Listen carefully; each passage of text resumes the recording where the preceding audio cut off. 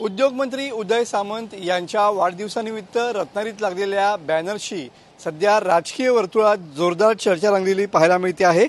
उद्योगमंत्री उदय सामंत यांचा आज वाढदिवस आहे आणि त्यांना शुभेच्छा देण्यासाठी शहरात विविध ठिकाणी बॅनर्स लागलेले पाहायला मिळतात आणि या बॅनर्सवरती लिहिलेला जो आशय आहे त्या आशयामुळे सध्या हे बॅनर चर्चेला आलेले पाहायला मिळतात।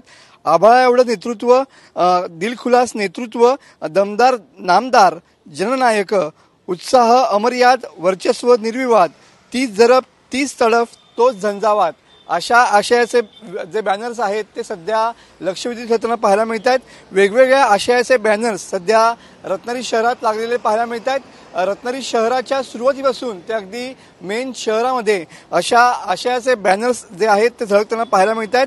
रत्नागिरी विधानसभा मतदारसंघातून कार्यकर्त्यांनी बॅनर्सच्या माध्यमातून उदय सामंत यांचं राजकीय वर्चस्व हे अधोरेखित करण्याचा प्रयत्न या ठिकाणी केलेला पाहायला मिळतोय। एकंदरीतच याच बॅनरवरच्या आशयामुळे सध्या उदय सामंत यांचा वाढदिवस जो आहे तो चर्चेचा विषय ठरतो आहे आणि हे लागलेले बॅनर्स सध्या राजकीय वर्तुळामध्ये सुद्धा एक वेगळ्या चर्चेचा विषय या ठिकाणी ठरताना पाहायला मिळतोय।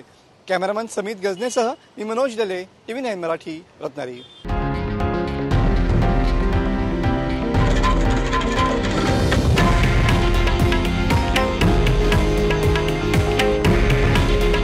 हे आहे देशातील नंबर 1 न्यूज नेटवर्क आणि आपण पाहत आहात TV9 मराठी।